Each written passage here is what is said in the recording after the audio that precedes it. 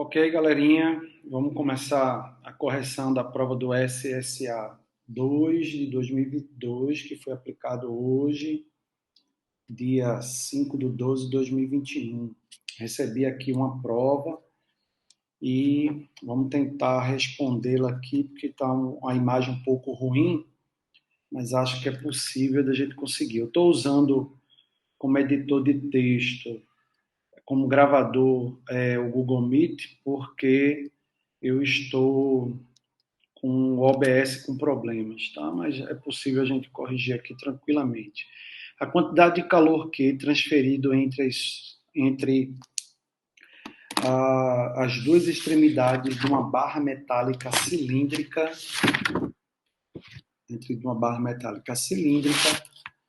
chamada de planos isotérmicos, é diretamente proporcional à área S de uma seção da barra e a diferença ΔT da temperatura entre as suas extremidades e inversamente proporcional à distância entre os dois planos isotérmicos.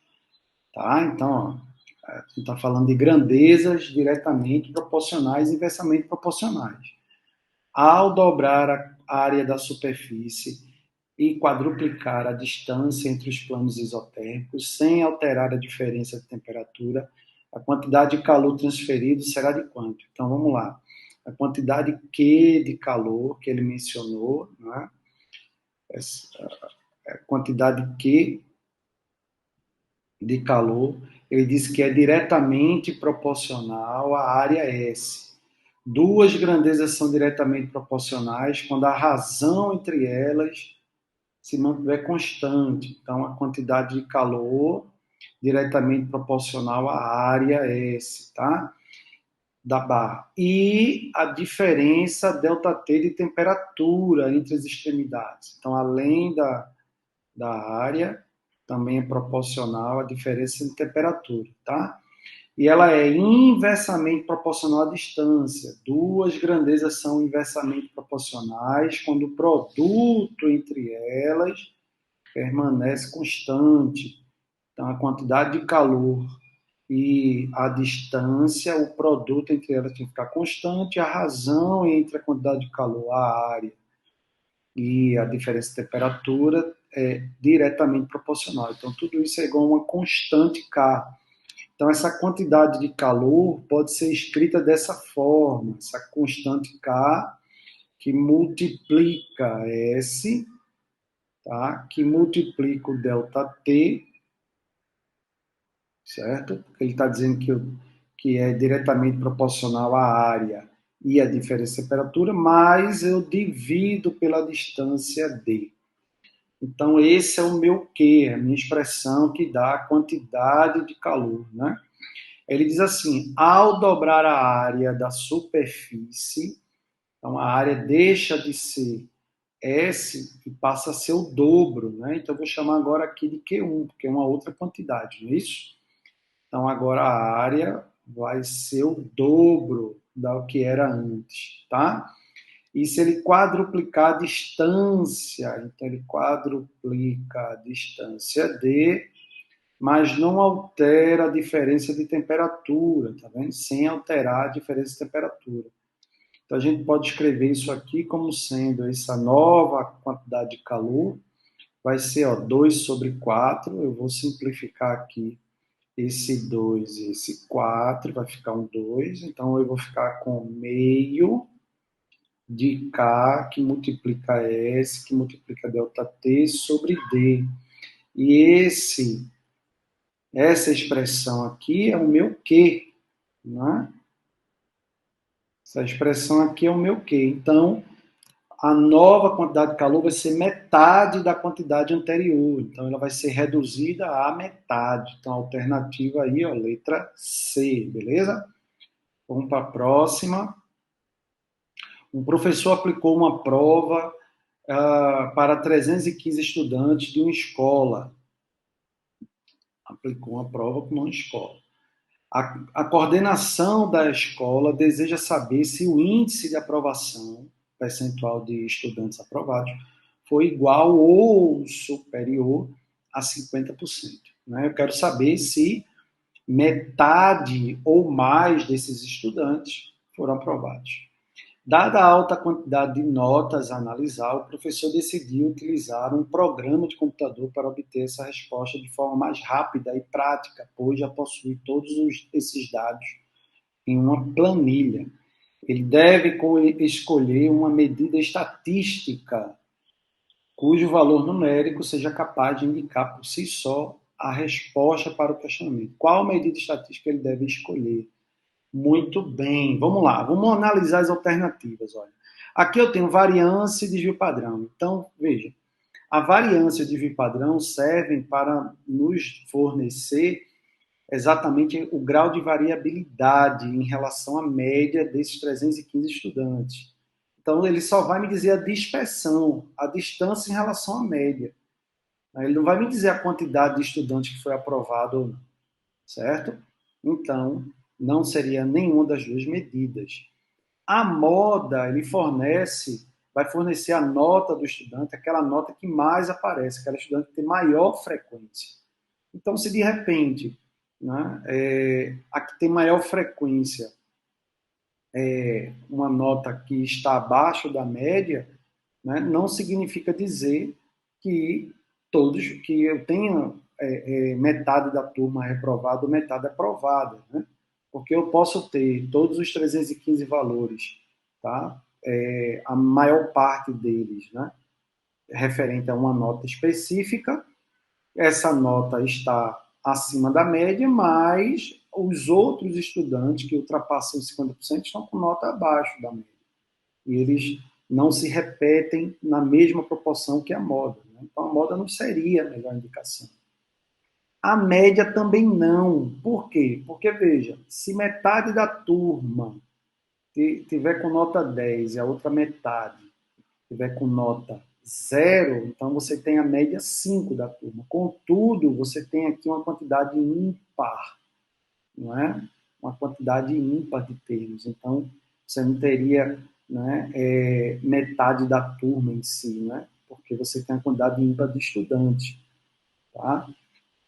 Por que é a mediana? Porque, veja, a mediana é aquele elemento que está no meio.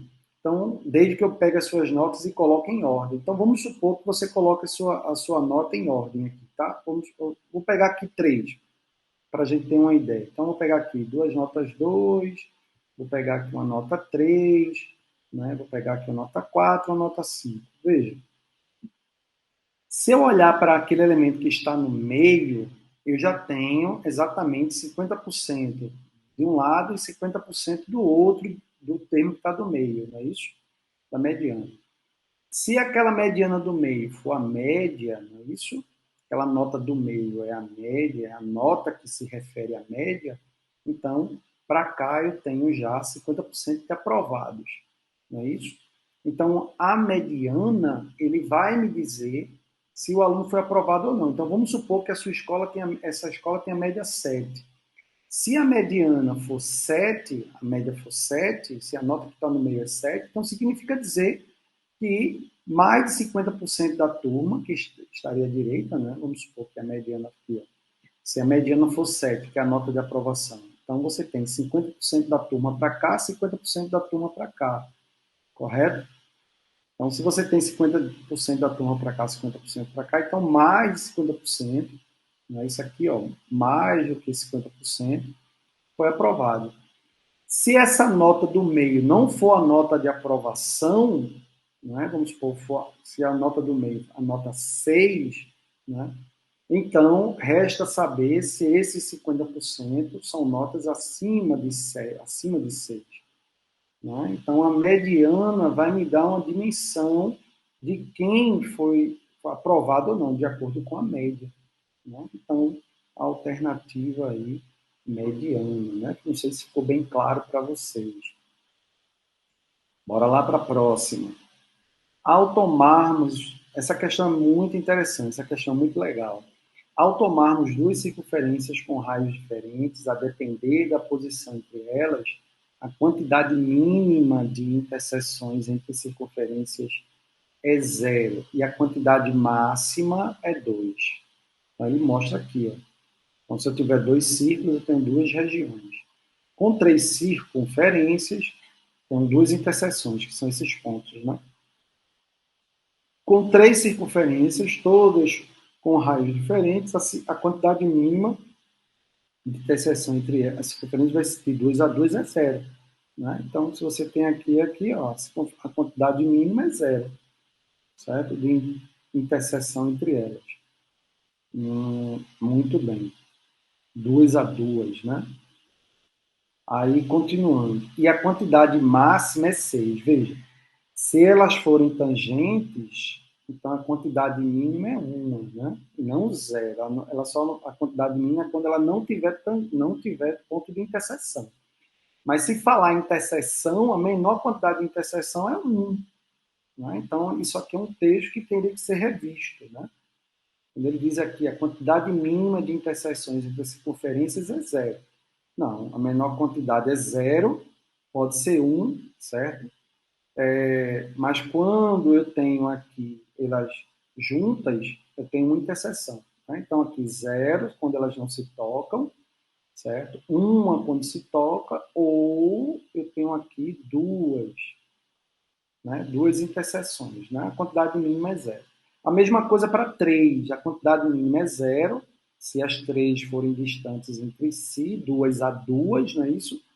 E a quantidade máxima ele bota aqui. Ó. Esse aqui é o desenho do candidato. Tá? Ó, 1, 2, 3, 4, 5, 6. Ele está considerando os pontos de interseção. Beleza? Muito bem. Então, eu vou apagar aqui, porque veja só, a gente pode montar aqui uma tabela de frequências, né? Então, veja, se eu tiver aqui duas circunferências, então eu tenho a quantidade máxima de 2 regiões. Se eu tiver 3 circunferências, a quantidade máxima de 6 regiões, certo? Se eu tiver 3 circunferências, 6 regiões. E se eu tivesse 4 circunferências, eu teria quantas regiões? Se eu colocar 2 a 2, então eu tenho que fazer com que a minha quarta, esqueça que isso aqui é do candidato. Eu tenho que fazer as minhas circunferências se encontrarem, né? Se encontrarem 2 a 2, tá bom? Então, vou fazer aqui a minha circunferência aqui, ó, traçar e se encontrar 2 a 2. Vamos botar de verde aqui, quais são os pontos de interseção. Vamos contar, 1, 2, 3, certo? 4, 5, 6, 7, 8, 9, 10, de 11, não é isso? 11, falta mais uma. Cadê? Uma, duas, três, quatro, aqui, ó. 12, né? 1, 2, 3, 4, 5, 6, 7, 8, 9, né? 10, 11, 12. Então, eu venho e coloco aqui, ó, 12, tá? Muito bem. Perceba que não é uma tarefa fácil. Não é? Se eu tivesse 5 circunferências, eu teria quantos pontos? Se eu tivesse 5 circunferências, quantos pontos eu teria? Não é? Então, você teria que desenhar aí mais uma quinta circunferência para encontrar de 2 a 2. Mas aqui você já pode ter uma noção, porque veja, quando eu aumento uma circunferência, eu aumento mais 4 pontos de interseção. Quando eu aumento mais uma circunferência, eu aumento em 6. Então, o que está acontecendo aqui? Eu tenho nessa sequência, né, tudo indica que é uma PA de segunda ordem. Tudo indica que é uma PA de segunda ordem. Então, se é uma PA de segunda ordem, então o próximo aqui eu aumento mais 8, né? Que é uma PA de razão 2. Então, aqui eu vou para 20. Então, tudo indica, a crer, né, tudo está levando para que isso aqui seja uma PA de segunda ordem. E toda PA de segunda ordem se escreve como uma função do segundo grau, uma função quadrática. Então, eu teria uma função quadrática aqui. E aí eu tenho os meus pontos, olha, para quando n for 2, eu tenho 2 circunferências, quando n for 3, eu tenho 6 circunferências, quando n for 4, eu tenho 12 circunferências, quando n for 5, eu tenho 20 circunferências. Então eu vou pegar esses pontos aqui para formar o meu sistema. Então, olha, eu vou substituir n por 2, vai ficar 2 ao quadrado, que é 4 vezes a. Deixa eu botar um pouquinho mais embaixo aqui. 4 vezes a, certo? Vou botar aqui em cima. 4 vezes a, mais, aí aqui, ó, quando n for 2, aí 2b, mais c, igual a 2, né? São duas circunferências, duas interseções. Quando eu tiver 3 circunferências, então eu substituo n por 3. Então, substituindo n por 3 aqui, ó, eu substituo n por 3 aqui. Então, a gente vai ficar com 3 ao quadrado, 9, mais 3b mais c. Isso vai dar um total de 6 interseções. E substituo n por 4. Então, 4 ao quadrado, 16, mais 4b mais c, isso tem que ser igual a 20. 20 não, 12, né? E aí eu tenho o meu sistema. Fácil de resolver, é só pegar o de baixo e subtrair o de cima. 9 menos 5, menos 4, 5a. 3 menos 2, tá? B. C menos C, 0. 6 menos 2, 4. Agora faz a de baixo. A de baixo menos a de cima. 16 menos 9 vai ser igual a 7A. 4B menos 3 vai ser B.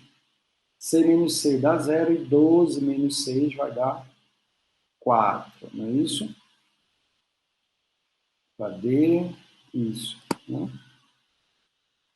Então, aqui eu tenho 9 menos 4 dá 5, 3, C, 2 menos 6 menos 2, 4. Não é isso?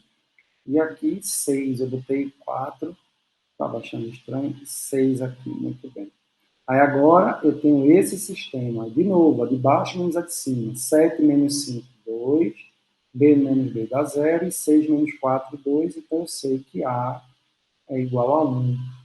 Se A é 1, então eu venho achar o valor de B. 5 vezes 1 mais B igual a 4. Então B é igual a menos 1. E aí eu venho e substituo para achar o valor de C. 4 vezes A mais 2 vezes B. Normalmente o C é 0. Que é o que vai acontecer aqui. Porque 4 menos aqui é 1, tá? Parece um 2, mas é 1. É menos 1. Então, 4 menos 2 dá 2, menos 2, então C é 0. Então, a minha função ficar sendo f de n vai ser A, que é 1, n ao quadrado, B, que é menos 1, vezes n. Então, essa é a função. Perceba, quando for 2, ó, 2 ao quadrado, 4, menos 2, 2, está aqui. Quando for 3, 3 ao quadrado, 9, menos 3, 6. Quando for 4, 4 ao quadrado, 16, menos 4, 12. Será que funciona aqui? Ó? Quando for 5, 5 ao quadrado, 25, 25 menos 5, 20. Tá? Então, essa é a nossa função. Como eu quero para 20 circunferências, não foi isso? Para 20 circunferências, então eu tenho 20 ao quadrado menos 20. Isso vai ser igual a 400 menos 20. 400 menos 20, 380. Beleza? Letra B. Tem outra forma de fazer? Tem. Né? Se você perceber que essa quantidade, ó, né? Se você perceber que essa quantidade é a ordem vezes a ordem menos 1. Então, 2 vezes 2 menos 1. 3 vezes 3 menos 1, que é 2, dá 6. 4 vezes 4 menos 1, que é 3, aí dá 12. 5 vezes 5 menos 1, que é 4, dá 20. Se você perceber isso, ótimo, problema resolvido. Letra D. Vamos para a próxima? Olha lá. Questão de número 16. Andrew Pershing, cientista marinho da Universidade do Maine, nos Estados Unidos, estima que ao longo do século XX, a caça às baleias tenha adicionado cerca de, vou sublinhar aqui, 70 milhões de toneladas de dióxido de carbono. Muita coisa, hein? Na atmosfera. É muito, mas 15 milhões de carros fazem isso em um único ano. Os Estados Unidos têm atualmente 236 milhões de carros. Tá? Então, veja o que ele diz aqui. Ó. Ele diz aqui que 15 milhões de carros em um ano conseguem despejar na atmosfera 70 milhões de toneladas, certo? E nos Estados Unidos a gente tem uma frota de 236 milhões de carros. De acordo com as informações do texto, a quantidade de quilogramas de dióxido de carbono lançada durante 3 anos na atmosfera pelos Estados Unidos, no período do estudo, apenas com os seus 236 milhões de carros, né, supondo que não houve variação, é de quanto? Muito bem, então nós temos aí para 3 anos. Então, em 3 anos, eu tenho uma frota de 236 milhões de carros, e a gente sabe que a cada 15 milhões de carros, a gente despeja 70 milhões, não é isso? Milhões? 70 milhões de toneladas. O que ele está querendo é a quantidade em quilograma. Então, muito cuidado nessa parte. O que é que eu vou fazer aqui? Eu vou simplificar. Por que eu dividi? Porque a gente tem a cada 15, né? Então, eu quero saber quantas vezes tem o 15 aqui. Então, eu vou cortar isso aqui. Eu vou dividir por 3, que vai dar 1, e aqui eu vou dividir por 3, que vai dar 5. Depois eu divido esse 5 por 5, dá 1, e eu divido esse 70 por 5, que dá 14. Então, eu vou ficar com 236, que multiplica 14, que multiplica 10 a sexta, isso tudo em toneladas, tá? Fazendo essa multiplicação, que eu já fiz aqui para facilitar, eu tenho 3.304 vezes 10 a sexta toneladas, né? Vou botar a unidade para não se perder. Isso é equivalente a 3,304 vezes 10. Então, aqui diminuiu 3 casas, né? Aumenta 3 casas, 9 toneladas. Certo? Muito bem. Como ele está querendo em quilograma, uma tonelada corresponde a 1.000 quilogramas, ou seja, 10 a terceira quilogramas. Então, basta multiplicar isso aqui por 10 elevado à terceira. Então, eu tenho aproximadamente 3,3 vezes 10 elevado a 12. Alternativa aí, letra A. Beleza? Questão fácil. Todo ano cai. Ano passado caiu, esse ano de novo. Tá vendo? Muito bem. Questão de número 17. Leia o seguinte trecho. Essa questão é muito boa. Tem 2 formas de resolver esse problema. Leia o seguinte trecho retirado da Ilha Misteriosa do francês Júlio Verne. Muito bem. Caiu um texto no SSA1 também de Júlio Verne. Veja que legal. Veja um grão de trigo e mostrou aos seus companheiros um único grão que havia entrado no forro do seu casaco pelo furo do bolso. Ah, meu rapaz, exclamou Pencroff, não avançamos muito. O que podemos fazer com um só grão de trigo? Aí Pencroff dá uma relação aqui. Ó. Você sabe quantas espigas um grão de trigo pode produzir? Uma, suponho. 10. Então, olha, ele já mostrou uma relação aqui. Ó. 10, Pencroff. E sabes quantos grãos existem em uma espiga? 80 em média.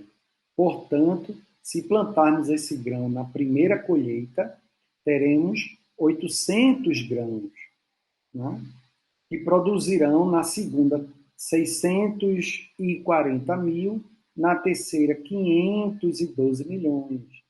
Supondo que o plantio pudesse se manter da mesma forma a cada nova colheita, a quantidade de grãos obtidos na 10ª colheita é um número tal que a soma dos seus últimos 21 algarismos é igual a quanto? Essa questão é muito legal. Veja, ele bota aqui uma relação. Ó. Na primeira, né, quantos grãos ele tem? Na primeira colheita, ele tem 800 grãos. Ele coloca aí, né?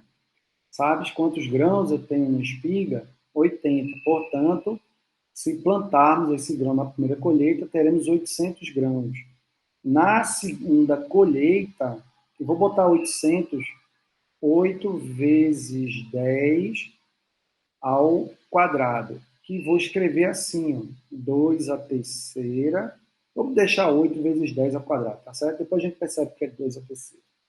Depois a gente muda isso daí. Na segunda colheita, ele está dizendo que vai ser 840 mil, tá? Aliás, cadê? 600, né? Estou ficando sério. 640 mil. 640 mil é 8 ao quadrado, não é isso? Vezes 10 à quarta, não é? Só que isso é a mesma coisa que 8 vezes 10 ao quadrado ou ao quadrado. Então aqui, ó, está elevado à primeira. E na segunda colheita está elevado ao quadrado. Na terceira colheita, ele está dizendo, na terceira colheita, quantos são? Na terceira são 500, na terceira 512 milhões. 512 milhões, que é 10 à sexta. 500 eu vou colocar normal, 512 milhões, depois a gente bota. Só para ficar uniforme. 512 milhões, olha. Quem são esses 512 milhões? Olha que coisa interessante. Esses 512 milhões, ó, pode ser escrito como 8 à terceira, porque 8 vezes 8 é 64, 64 vezes 8, 512. E aqui eu tenho 10 elevado à sexta. Mas como é que eu posso escrever isso? Ó? 8 vezes 10 ao quadrado elevado à terceira. 8 à terceira.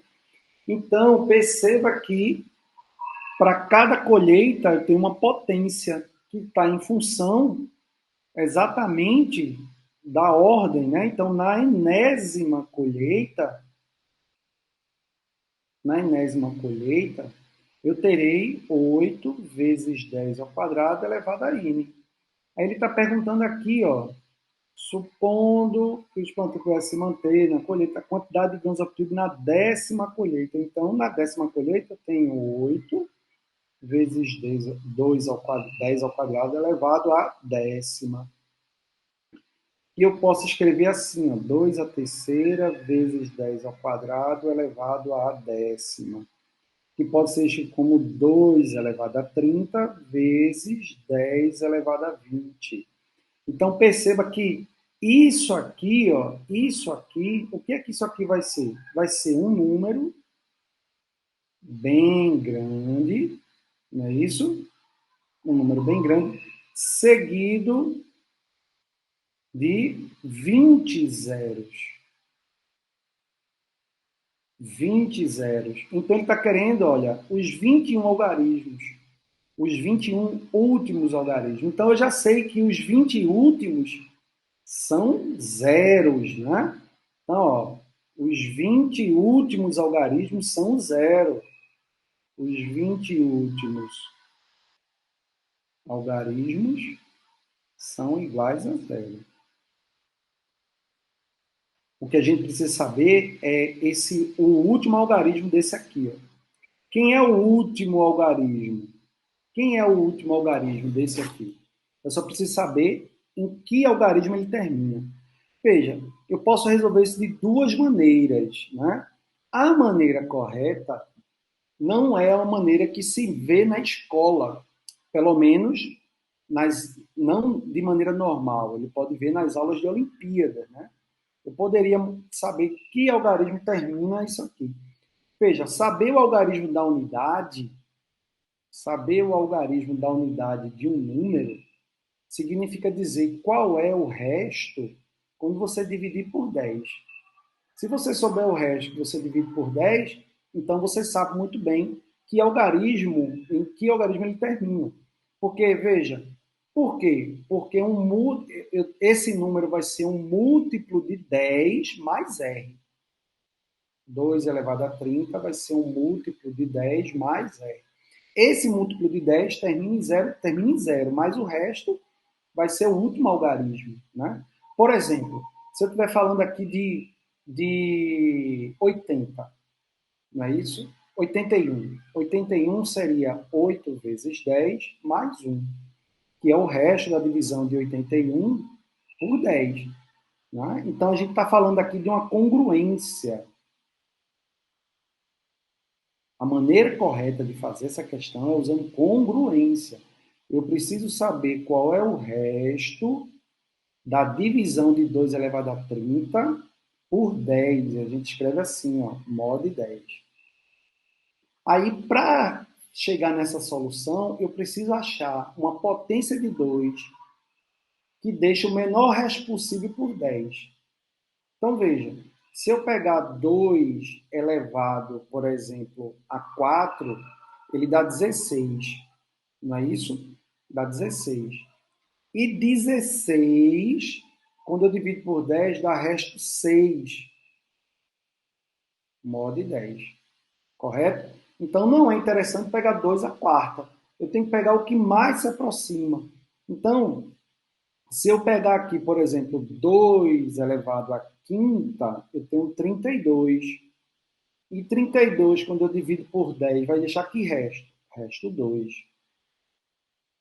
Mod 10. Ah, então legal. Então, 2 elevado à quinta é congruente a 2 mod 10. Como eu estou querendo 2 elevado a 30, então eu vou elevar, né, a uma potência que chega a 30. Qual é? 6. Então, eu elevo a 6, aí vou ficar com 2 elevado a 30, é congruente. 2 elevado a 6 é quanto é? 64 mod 10. Ora, mais 64 deixa que resto quando eu divido por 10? 4. Então, significa dizer que o algarismo da unidade desse número, 2 elevado a 30, é 4. Correto? Então, esse número aqui, ó, 2 elevado a 30 vezes 10 elevado a 20, vai ser um número bem grande, termina em 4, seguido de 20 zeros. 20 zeros. Então, aqui eu tenho 20 zeros. Então, aqui eu tenho 21 algarismos, está vendo? Então, a soma desses 21, opa, a soma desses 21 algarismos vai ser igual a 4. Beleza? E a alternativa correta é a letra B. Tem outra forma de fazer, Elton? Tem. Né? Tem. Mas eu teria que provar. Eu teria que provar que isso é verdade. Vocês vão entender. 2 elevado a 1 dá resto 2. A gente vai procurar um ciclo de repetições aqui. Ó. 2 ao quadrado deixa 4. Essa é a maneira mais fácil para o estudante que não viu congruência. Né? 2 elevado à terceira deixa resto 8. 2 elevado à quarta dá 16. Deixa resto não, termina, né? Então, 2 elevado a 1 termina em 2. 2 ao quadrado termina em 4. 2 à terceira termina em 8. 2 elevado à quarta dá 16. Então, termina em 6. Né? Termina em 2, termina em 4, termina em 8, termina em 6. 2 elevado à quinta dá 32. Então, terminou em 2. Então, voltou a repetir, tá vendo? 2 elevado a 6 dá 64. Então, supõe-se que a repetição aqui acontece a cada 4. Né? Então, repete a unidade, né? O algarismo da unidade, tá certo? A cada 4 ciclos. Então, 30 dividido por 4 vai dar 7 e resto 2. Então, 2 elevado a 30, ele vai terminar com o mesmo algarismo de 2 ao quadrado. Quem é 2 ao quadrado? 4. Então, 2 elevado a 30 termina em 4.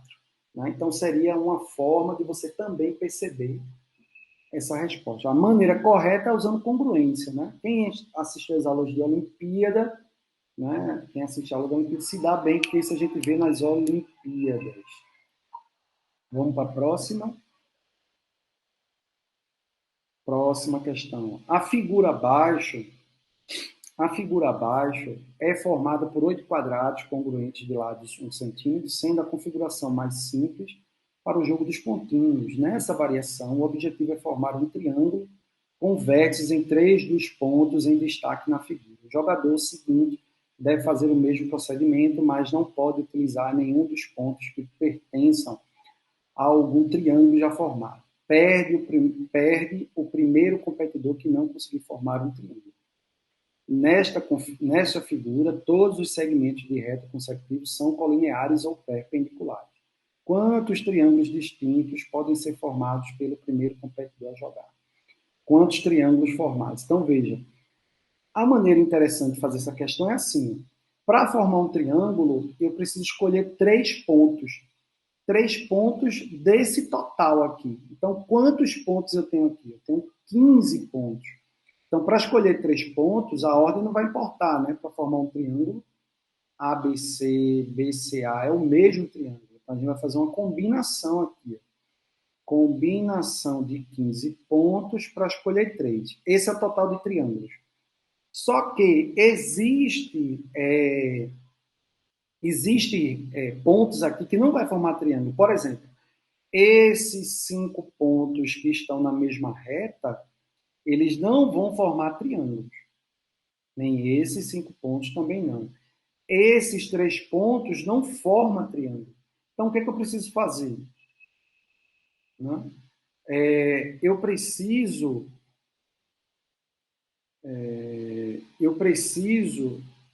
aqui também não, né? Olha, aqui também não. Esse também não forma, esse também não forma, esse também não forma. Tudo que tiver alinhado 3 a 3 não forma, né? Então, o que eu preciso fazer? Eu preciso retirar os triângulos que a gente não consegue formar porque eles estão alinhados. Concorda comigo? Eu preciso retirar os triângulos que seria formado aqui, ó, que não está alinhado. Porque ele está dizendo aqui que ele vai formar triângulo. Ó, a figura abaixo tem outros quadradinhos, ele vai formar triângulos. O jogo dos pontinhos, né? Então, por exemplo, se você pegar esses 3 pontos não formam triângulo. Que mais não forma triângulo? Esses 3 pontos nessa diagonal não formam triângulo. Esses 3 pontos na diagonal também não formam triângulo. Esses 3 pontos na diagonal também não formam triângulos. Quem não forma mais triângulos? Esses 3 pontos não formam triângulos. Esses 3 pontos não formam triângulos. Esses 3 pontos não formam triângulos. Esses 3 pontos não formam triângulos. Tá? Porque ele está dizendo aí que vai formar triângulo. Eu só preciso entender aqui, ó, só precisa ver, vai formar triângulo com vértices em 3 dos pontos que estão em destaque da figura. Então, aqui, né, esses 3 pontos, ó, isso aqui não forma triângulo. A gente não deve contar com eles. Estão alinhados. Né? Então, quando eu pego todos os 15 pontos 3 a 3, eu estou considerando essa possibilidade também. Né? Então, o que eu tenho que tirar daqui? Eu tenho que retirar daqui, ó, essas 3 retas formariam triângulos, que não formaria porque eles são pontos que estão alinhados. Então, ó, no caso aqui, seria 3 vezes a combinação de 5, 3 a 3. Né? 1, 2, 3. Menos, aí o que é que nós temos aqui também? Nós temos aqui, ó, 1, 2, 3, 4, 5, 6, 7, 8, 9, 10, 11. 11 linhas de 3, né? Então, 11 combinação de 3, 3 a 3. Só que combinação de 3, 3 a 3 é 1, não é isso? Combinação combinação de 3, 3 a 3 é 1, tá? Então, Perceba, eu peguei todos os 15 pontos e fiz a combinação 3 a 3. Eu vou obter todos os triângulos possíveis, certo? Só que eu tenho que retirar aqueles que não formam triângulos. Então, quem é que não forma triângulo? Não forma triângulo. Esses 5 pontos, que seria a combinação de 5, 3 a 3, só que eu tenho 1, 2, 3. Então, 3 vezes isso. Né? Aí eu também tenho 3 a 3. 1, 2, 3, 4, 5, que estão alinhados. Né? 5, aí aqui, ó, 6, 7, 8, aqui, ó, 9, 10, 11.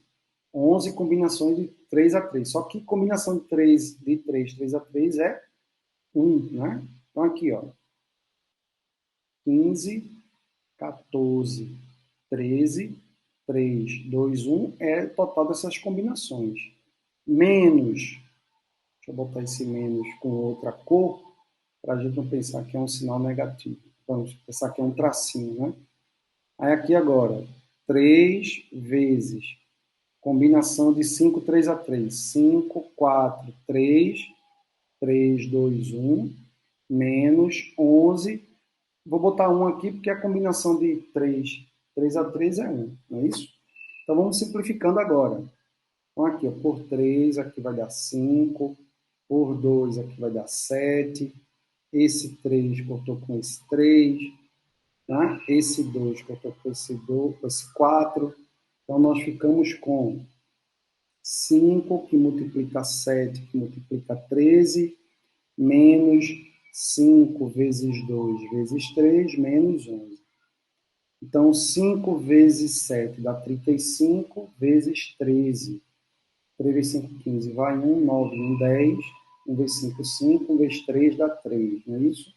5, 5, 4. Então, aqui eu tenho 455, menos 30. 5 vezes 2, 10 vezes 3, 30, menos 11. Então, eu tenho aqui 455 menos 41. Isso vai dar 414, não é isso? 414, é isso mesmo. Alternativa letra E. Beleza? Deu para entender direitinho, né? Deu para entender legal, fácil. Vamos lá. Próxima questão, está um pouquinho barulho que já tendo um jogo aqui. A questão 19 foi uma questão de sistema linear. Um desafio lançado por um programa de televisão consiste em acertar a massa exata de determinado conjunto de produtos. Silvio, telespectador assíduo do programa, registrou a massa real dos 3 conjuntos da figura a seguir, todos formados pelos mesmos produtos A, B e C. O desafio final da temporada foi acertar a massa total de 3 unidades de A, mais 5 unidades de B, mais 2 unidades de C. Esse foi o desafio. Silvio, após alguns cálculos, determinou corretamente que o valor dessa massa em quilogramas era de quanto? Então, vamos lá. 2 vezes A, um sistema linear, tá vendo? Mais B, estou olhando aqui no primeiro, mais 3C. Isso dá um total de 3,2 quilogramas, né? Porque está pedindo quilogramas, já botei logo. Aí aqui eu tenho A, mais 2B, mais 2C, isso tem que dar 2,5 kg, e A mais 3B mais C, isso tem que dar 2,3 kg. Certo? Muito bem. O que é que eu vou fazer? Eu vou pegar, para a gente facilitar a minha vida aqui, né? Eu vou pegar essa de cima e vou subtrair a de baixo, né? Para resolver esse sistema. Então, A menos A, né? A menos A vai dar 0. 2B menos 3B dá menos B. 2C, 2C menos C vai dar C. E 2,5 menos 2,3 dá 0,2. Beleza? Aí agora o que é que eu vou fazer? Eu vou pegar esse aqui, vou multiplicar por menos 2 e vou somar com o de cima. Vai cancelar esse A. Então, menos 2A mais 2A deu 0. E dá menos 4 mais B, menos 4 mais 1 dá menos 3. Aí aqui, ó, menos 4 mais C dá menos C, não é isso? Menos 4 dá menos C. Aqui dá menos 5. Menos 5 mais 3,2. Então vai ficar negativo, não é isso? Vai dar o quê? 1,8, né? Então, menos 1,8. Espero que o barulho não esteja atrapalhando. Quando eu somar, eu tenho menos 4b. Esse vai cortar. Aqui vai dar menos 1,6, né? Então, B vai ser menos 1,6 dividido por 4, dá 0,4. Achei o valor de B. Aí eu vou substituir aqui para achar o valor de C, ó. Menos 0,4 mais C igual a 0,2, então C vai ser 0,6. Aí agora eu vou achar o valor de A. Então, quem é A? A mais 3 vezes B, que é 0,4, mais C, que é 0,6, isso tem que ser 2,3. Então, A mais 1,2 mais 0,6 igual a 2,3. Então, A vai ser 2,3 menos 1,8. Então, A vai ser igual a 0,5. Confere? Né? 0,5 o valor desse A. Como eu quero 3 vezes A, então 3,5 mais 5 vezes B, que é 0,4, mais 2 vezes C, que é 0,6. Então, aqui, multiplicando, eu tenho 1,5, mais 2, não é? Mais 1,2. Somando isso daqui, vai dar 1, 3, 4,7, alternativa letra C. Não é? Ô, Elton, eu poderia tentar fazer uma combinação aqui para que dê essa alternativa? Pode, você pode tentar, né? Agora vai perder um pouquinho de tempo. Próxima questão, questão 20, diz o seguinte: ó, um tanque de água em formato de paralelepípedo retangular, reto, que possui 4 metros de comprimento, 1,5 metro de largura e 3 metros de profundidade, contém 12 mil litros de água. 12 mil litros, deve ser de água, tanque de água. 12 mil litros. 12 mil litros, galera, corresponde a 12 metros cúbicos. Né? Por que eu estou falando isso? Porque a alternativa, né, está pedida em centímetro. Então, vou trabalhar em metro cúbico logo. Após 3 dias de uso intenso, o volume de água caiu para 9 mil litros, ou seja, 9 metros cúbicos. Então, o que ele está dizendo é isso. Ó, você tem esse tanque ele estava ocupando uma certa altura. Né? Então, aqui eu tenho 4 metros, aqui eu tenho 1,5 metro, e aqui eu tenho 3 metros de altura. Só que aí ele estava ocupando uma certa altura. Que altura é essa? Uma altura X, daqui para cá.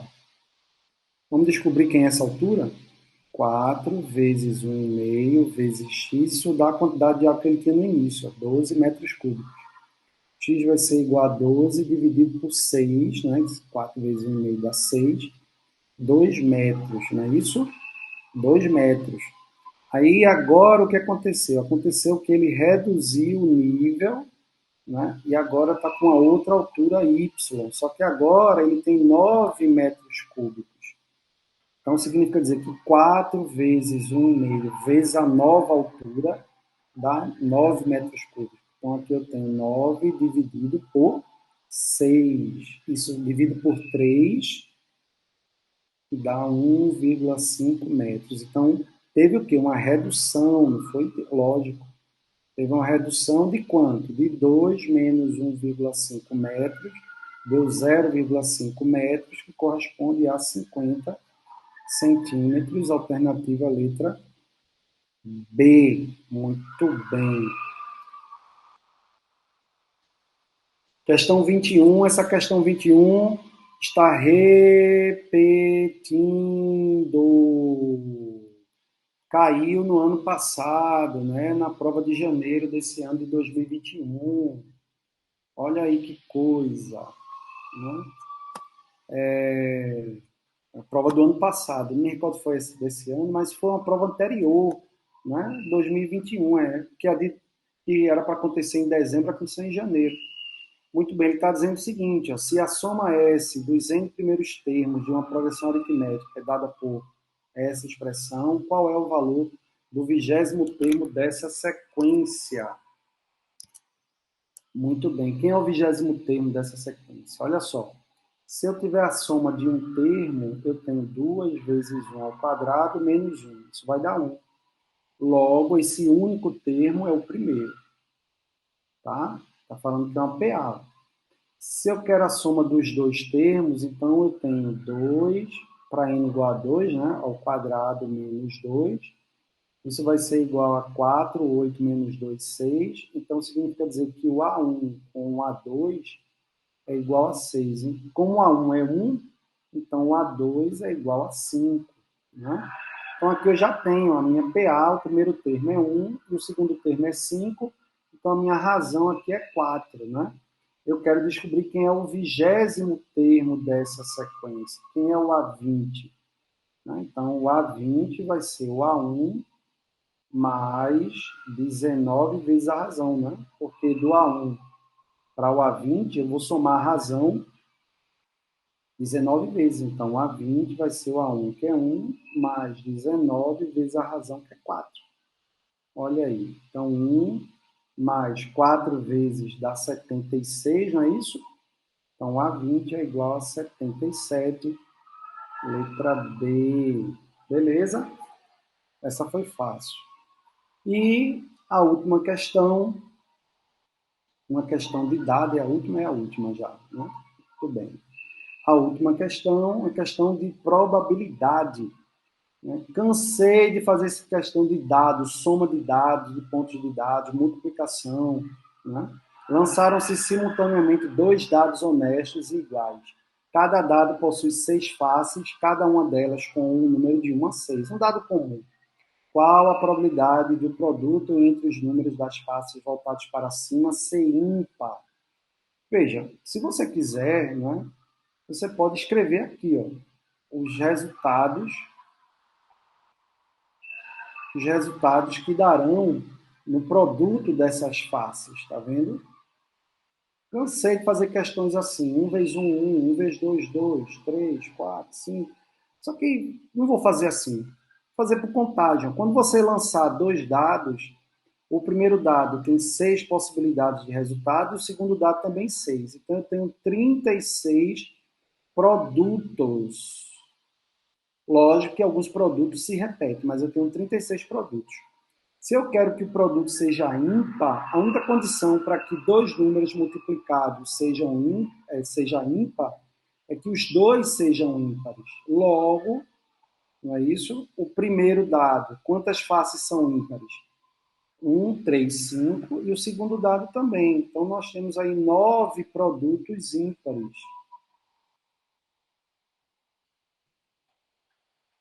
Então, a probabilidade de você ter uma soma, né? Soma não, produto, né? De você ter um produto ímpar é de 36 possibilidades, eu tenho 9, né? Essa é uma probabilidade que a gente chama de teórica. 1/4, ou 0,25, ou 25%. Letra C. Beleza? E acabou, galera. Fim. Né?